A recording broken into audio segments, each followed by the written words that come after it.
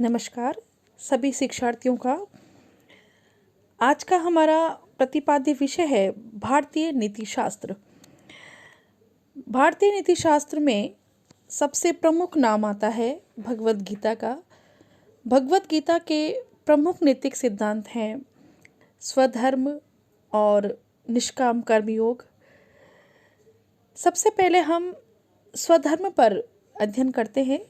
भगवद गीता भारतीय नैतिक दर्शन में महत्वपूर्ण स्थान रखती है। गीता में प्रत्येक व्यक्ति को उन सभी कर्तव्यों का निष्ठापूर्वक पालन करने के लिए प्रेरित किया गया है जिसका पालन करना उसके वर्ण के लिए अनिवार्य है। जो व्यक्ति अपनी समर्थ बुद्धि से युक्त होकर अपने स्वधर्म का निर्वाह करता है वह उसका कार्य उसकी योग की श्रेणी में आता है। यानी कि व्यक्ति अपने वर्ण के अनुसार, वर्ण हमारी जो सनातन वर्ण व्यवस्था है उसमें वर्णों का जिक्र है। उस वर्णों के अनुसार ब्राह्मण, क्षत्रिय, वैश्य, शूद्र, उन वर्ण के अनुसार जिसका जो धर्म है, जिसका जो कर्तव्य है, उसको व्यक्ति निष्ठापूर्वक कर्म करता है, उसी को स्वधर्म कहा गया है। यानी कि स्वधर्माचरण के प्रभाव से स्वधर्म की मर्यादा में बंध कर कर्म की करना ही भगवद गीता में नैतिकता के अंतर्गत माना गया है। अतः प्राणी को सदा स्वधर्म का आचरण करना चाहिए, ऐसा स्वधर्म के अंतर्गत भगवद गीता में कहा गया है। भली प्रकार आचरण किए गए पराय धर्म से गुण रहित भी अपना धर्म अति कल्याणकारी है। इसलिए अपने धर्म में व्यवहार करते हुए मृत्यु भी कल्याणकारी है, परंतु पराया धर्म भयदायक है। यानी कि हमें अपने ही धर्म का पालन करना चाहिए। अपने वर्ण के अनुसार जो अपना कर्तव्य है उसे हमें निष्ठापूर्वक करना चाहिए। यह सिद्धांत प्रवृत्ति मार्ग का परिचायक है क्योंकि यह सिद्धांत अपने धर्म से संबंधित सभी आवश्यक कार्यों को करने के उपदेश देता है। यानी कि स्वधर्म यानी कि अपना स्वयं का धर्म, अपने वर्ण के अनुसार जो अपना कर्तव्य है उसको निष्ठापूर्वक पालन करना ही स्वधर्म है, ऐसा गीता में कहा गया है। अगला जो गीता का महत्वपूर्ण नैतिक सिद्धांत है जो नैतिक दर्शन के अंतर्गत माना गया है वो है निष्काम कर्म योग। इसके बारे में पूर्व के वीडियो में भी इस पर चर्चा की गई, अध्ययन किया गया है। निष्काम कर्म योग का सीधा सीधा अर्थ ये है कि फल की चिंता के बिना, यानी कि फल की आसक्ति के बिना उसको छोड़कर केवल अपने कर्तव्य का पालन करने के लिए कर्म करना ही निष्काम कर्म योग है। फल की आशा को त्याग करके, फल की चिंता को छोड़कर सिर्फ अपने कर्तव्य के लिए कर्म करना निष्काम कर्म योग है। निष्काम कर्म योग में प्रवृत्ति मार्ग तथा निवृत्ति मार्ग, इन दोनों विरोधी विचारधाराओं का समन्वय करने का प्रयास किया गया है क्योंकि इसमें मनुष्य को स्वधर्म पालन करने के लिए भी आवश्यक कर्म करते हुए उनसे प्राप्त होने वाले फल की इच्छा का त्याग करने का उपदेश दिया गया है।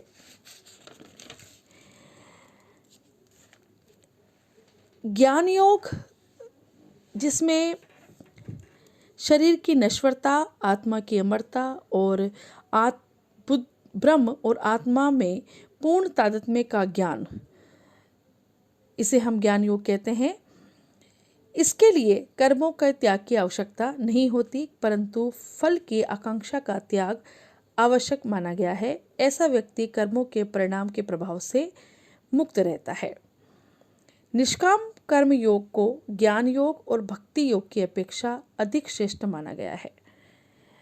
निरंतर अभ्यास की अपेक्षा ज्ञान श्रेष्ठ है, ज्ञान की अपेक्षा भक्ति श्रेष्ठ है, भक्ति की अपेक्षा कर्मों के फल की आकांक्षा का त्याग श्रेष्ठ है क्योंकि फलासक्ति के त्याग से शांति प्राप्त होती है। गीता मनुष्य को कर्म त्याग करके संसार से भागने के लिए नहीं, अपितु संसार में रहते हुए फल की आकांक्षा से, फल के मोह से, फल की आसक्ति के त्याग करके कर्म करने के लिए प्रेरित करती है, अतः इसे कर्म प्रधान मानना अधिक युक्ति संगत प्रतीत होता है।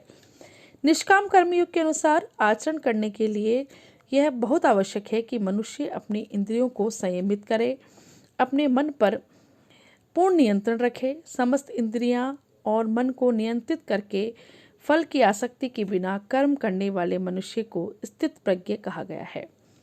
यानी कि जो इंद्रिय और मन को नियंत्रित करके फल की आसक्ति के बिना कर्म करे, ऐसे मनुष्य को स्थित प्रज्ञ कहा गया है। ऐसे स्थित प्रज्ञ को की संयमित और स्थिर बुद्धि को नाना प्रकार की वासना और इच्छाओं, सुख दुख, जय पराजय समस्त भाव रखते हैं। निष्काम कर्म से कर्म करने को योग कहा गया है। गीता में योग में स्थित व्यक्ति सफलता असफलता में समान बना रहता है, एक समान रहता है। ऐसा व्यक्ति अपने कर्तव्य के प्रति सचेष्ट रहता है, कर्म के फल की कामना के प्रति आतुर नहीं होता। इस तरह से निष्काम कर्म योग की जो अवधारणा है वो गीता में सबसे प्रसिद्ध है, और ये यही है कि व्यक्ति को कर्म की फल की इच्छा का त्याग कर कर सिर्फ कर्तव्य के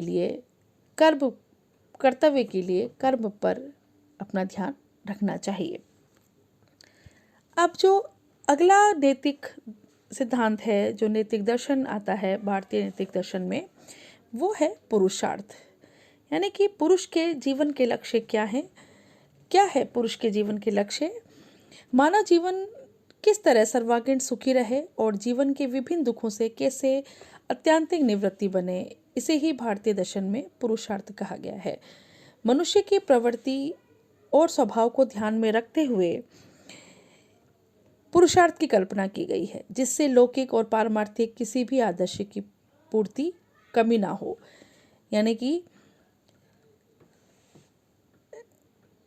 कैसा उसका मनुष्य की प्रकृति है, कैसा उसका स्वभाव है, उसको देखकर ही पुरुषार्थ की कल्पना की गई है। मनुष्य के जीवन के उद्देश्य क्या होने चाहिए और किस प्रकार की वस्तु की प्राप्ति उसे अपनी शक्ति उसमें व्यय करनी चाहिए, यह मनुष्य के नैतिक जीवन का सबसे बड़ा प्रश्न है। और इन्हीं प्रश्नों का जो उत्तर है वो व्यक्ति ढूंढता रहता है। भारतीय चिंतकों ने 4 प्रकार के पुरुषार्थ जो हैं वो उनकी कल्पना की है। उनमें सबसे पहले है धर्म, फिर है अर्थ, फिर है काम और फिर है मोक्ष। धर्म उन नियमों को कहते हैं जिनके पालन से व्यक्ति और समाज दोनों की उन्नति और कल्याण होता है, जिन पर चलने से व्यक्ति को जीवन में सुख शांति और समाज में संतुलन, सामंजस्य और शांति स्थापित होती है। यानी कि धर्म ऐसे नियम हैं जिनके पालन से व्यक्ति और समाज की उन्नति हो, कल्याण हो, समाज में संतुलन और सामंजस्य स्थापित हो। ये मनुष्य के जीवन का प्रथम लक्ष्य, प्रयोजन और उसके जीवन का अर्थ है, ऐसा बताया गया है। दूसरा है अर्थ। अर्थ से तात्पर्य है धन, संपत्ति, सांसारिक विषयों को प्राप्त करने के सभी साधन। धन के बिना न तो मनुष्य जी सकता है, न ही व्यक्तित्व का संपूर्ण विकास हो सकता है। यहाँ तक कि अर्थ के बिना धर्म, काम आदि पुरुषार्थों की पूर्ति भी नहीं हो सकती। तीसरा पुरुषार्थ है काम। काम का अर्थ है सुख भोग, अर्थात इंद्रियों और मन के विषयों के साथ संपर्क स्थापित करके जो वो अनुभव करता है, संसार के विषयों को भोगने की इच्छा पूर्ति का नाम ही काम है। अब ये 2 अर्थों में प्रयुक्त होता है, एक है संकुचित अर्थ और दूसरा है इसका विस्तृत अर्थ। संकुचित अर्थ में हम इसे ऐन्द्रिक सुख मान लेते हैं, लेकिन विस्तृत अर्थ में ये मानसिक सुख भी है। अगला है मोक्ष। मोक्ष चौथा पुरुषार्थ है।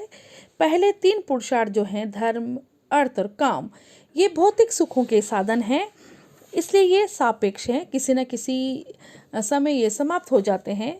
फलतः इन्हें चरम लक्ष्य नहीं माना गया है। चरम लक्ष्य जो है वो है मोक्ष, क्योंकि ये हमारे शुद्ध स्वरूप का द्योतक है। मोक्ष को निश्चय से भी कहा जाता है। सभी सांसारिक बंधनों से मुक्त होकर आत्म स्वरूप में स्थित होने को मोक्ष कहा गया है। यह अत्यंतिक दुख निवृत्ति की अवस्था है। सभी भारतीय दर्शनों में किसी न किसी रूप में मोक्ष की चर्चा की गई है, मोक्ष को स्वीकार किया गया है। मोक्ष मनुष्य के जीवन का चरम उद्देश्य है, चरम लक्ष्य है और उसका अंतिम प्रयोजन है उसके जीवन का। इस तरह से 4 पुरुषार्थों की यहाँ पर कल्पना की गई है मनुष्य के जीवन की, धर्म, अर्थ, काम और मोक्ष। आज के इस व्याख्यान में इतना ही। धन्यवाद।